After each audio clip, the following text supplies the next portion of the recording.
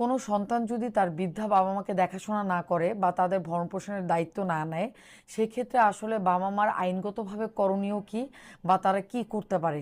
কারণ আমরা ধরেই নেই যে বাবা মা যখন বয়স্ক হয়ে যাবে, তাদের যখন দেখার কেউ থাকবে না, তখন সন্তানই তাদেরকে দেখবে, সন্তানই তাদেরকে ভরণপোষণ দিবে এবং তাদের সব রকমের ভালো মন্দ সন্তানই দেখবে। এই ক্ষেত্রে একটা সময় কিন্তু বাধ্য হয়েই বাবা মা কিন্তু তাদের ভরণ পোষণের ব্যাপারে এত বেশি নির্ভরশীল হয়ে যায়, তাদের যেহেতু আর কোনো ওয়ে থাকে না। সেই ক্ষেত্রে আমাদের দেশে কিন্তু বাবা মা চাইলে তার সন্তানের ব্যাপারে, সন্তানের বিরুদ্ধে সে কিন্তু কোর্টে গিয়ে একটা মামলা ফাইল করতে পারে। কারণ আইনগতভাবে সন্তান তার বাবা মার ভরণ পোষণ দিতে এবং তাদের দেখভাল করতে, তাদের বুড়া বয়সে বৃদ্ধ বয়সে বাবা মার জন্য এটা কিন্তু তাদের একটা হক, এবং এই ব্যাপারে আইন কিন্তু তাদেরকে এনশিওর করে যে তারা আসলে তার সন্তানের কাছ থেকে ভরণ পোষণের পুরো সুযোগটাই পাবে এবং তার সন্তানই তাদের দেখাশোনা করবেন। সেই ক্ষেত্রে যদি সন্তান কোনো কারণে সে দেখাশোনাটা না করে, সেই ক্ষেত্রে কিন্তু বাবা মা চাইলে সন্তানের বিরুদ্ধে তাদের এই অধিকারটা পাওয়ার জন্য তারা কিন্তু কোর্টে গিয়ে মামলা ফাইল করতে পারে।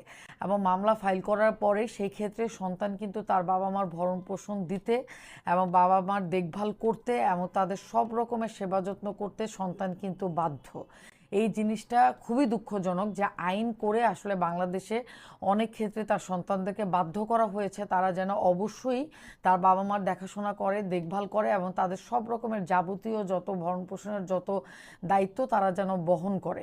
এটা গেল আইনগত পার্টটা, কিন্তু আমাদের সোসাইটিতে এই বিষয়টা যে আইন করে এনফোর্সমেন্ট করতে হবে সেই জিনিসটাই আসলে দুঃখজনক। সো এই ক্ষেত্রে কিন্তু যদি আমরা সামাজিকভাবে সবাই একটু সোচ্চার হই, পারিবারিকভাবে আমরা সবাই যদি এই ব্যাপারটাতে একটু সচেতন হই, তাহলে কিন্তু অবশ্যই যে কোনো বাবা মার এই বিষয়ে কোর্ট পর্যন্ত যাওয়াটা, এটা কিন্তু একটা বাবা মার জন্য আসলে খুবই খুবই দুঃখজনক একটা ব্যাপার। আমাদের সোসাইটিতে এখনও কিন্তু বাবা মারা এই বিষয়টা নিয়ে কোর্ট পর্যন্ত যেতে চান না। বাট আমরা বললাম কোর্ট হলো যে কোনো বিষয়ের সর্বশেষ ধাপ, যেটা আমরা করি কখন, যখন এর পরে আর কোনো ওয়ে থাকে না। সো সামাজিকভাবে পারিবারিকভাবে বিষয়টা যদি সলিউশন করা যায়, তাহলে কিন্তু বাবা মার এই লজ্জার প্রেশারটা নিয়ে কোর্ট পর্যন্ত আসলে যেতে হয় না।